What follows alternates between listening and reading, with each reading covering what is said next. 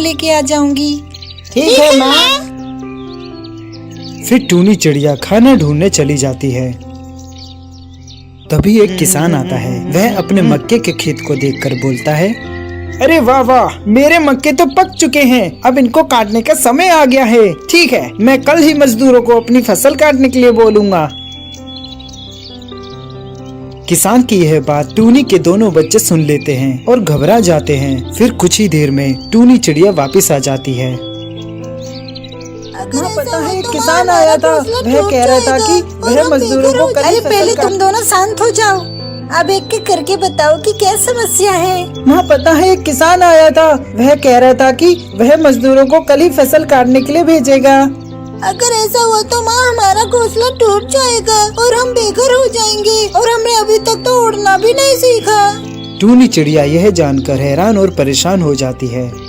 अच्छा तो पहले ये बताओ कि उस किसान ने तुम दोनों को तो नहीं देखा? नहीं माँ, वह हमें नहीं देख पाया। अच्छा हुआ कि उसकी नजर तुम दोनों पे नहीं पड़ी, वरना अनर्थ हो जाता। वैसे तुम दोनों को चिंता करने की कोई जरूरत नहीं, क्योंकि कल ना ही फसल कटेगी और ना ही हम बेघर होंगे। अगले दिन किसान आता है। वह फसलों को ना कटा पाकर कहता है, मैंने बेकार ही मजदूरों को अपनी फसल काटने के लिए बोला, कोई भी नहीं आया। मैं अब कल ही अपने रिश्तेदारों को फसल काटने के लिए बोलूँगा। इतना कहकर वह किसान वहाँ से चला जाता है और टूनी चिड़िया के दोनों बच्चे उसे जाते हुए देख लेते हैं। तभी टूनी चिड़िया वापस आ जाती है। फिर छोटा चिड़ा अपनी माँ को किसान की सारी बात बता देता है। माँ आज फिर से किसान आया था और फसलों को ना कटा पाकर कह रहा था कि वह कल ही अपने रिश्तेदारों को फसल काटने के लिए भेजेगा। अब क्या करें माँ? अब कल किसान सारी फसलें कटवा देगा और हम बेघर हो जाएंगे।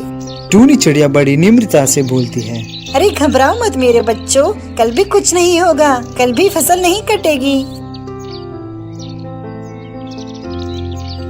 अगले दिन किसान फिर से आता है और फसलों को कटा ना पाकर बहुत गुस्सा हो जाता है। अरे रिश्तेदार तो सिर्फ नाम के ही रिश्तेदार होते हैं, सब झूठे हैं। मैं बेकार ही दूसरों पे भरोसा करता हूँ। अब मैं खुद ही अपनी फसल काटूंगा, वरना ये सारी फसल बेकार हो जाएगी।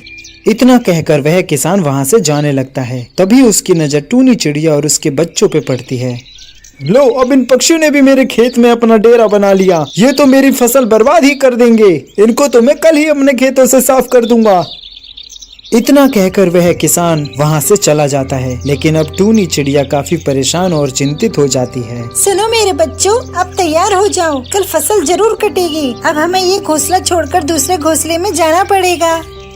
हम कहाँ जाएंगे माँ? हम तो काफी छोटे हैं, हम उड़ भी नहीं सकते माँ। घबराओ मत मेरे बच्चों, मैं जल्द ही कोई न कोई उपाय सोच लूंगी। अगले दिन किसान आता है और आते ही वह फसलों को काटने लगता है।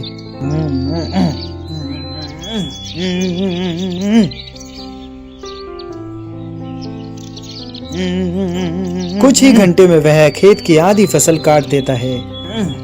चलो, आज तो आधी फसल काट दी, बाकी की फसल अब कल काट दूंगा। बहुत थक गया मैं, चलो अब चलता हूँ। फिर किसान वहाँ से चला जाता है। फिर छोटा चिड़ा अपनी माँ से पूछता है, माँ आपको कैसे पता कि आज ही किसान अपनी फसल काटेगा? अरे मेरे बच्चों, क्योंकि किसान 2 बार दूसरों पर निर्भर था, इसलिए काम होने की संभावना बहुत कम थी। पर जब उसने खुद से काम करने की ठान ली तो वह करके ही माना। इस कहानी से हमें यह सीख मिलती है कि हमें अपने काम के लिए दूसरों पर निर्भर नहीं रहना चाहिए, बल्कि उस काम को हमें खुद निपटाना चाहिए।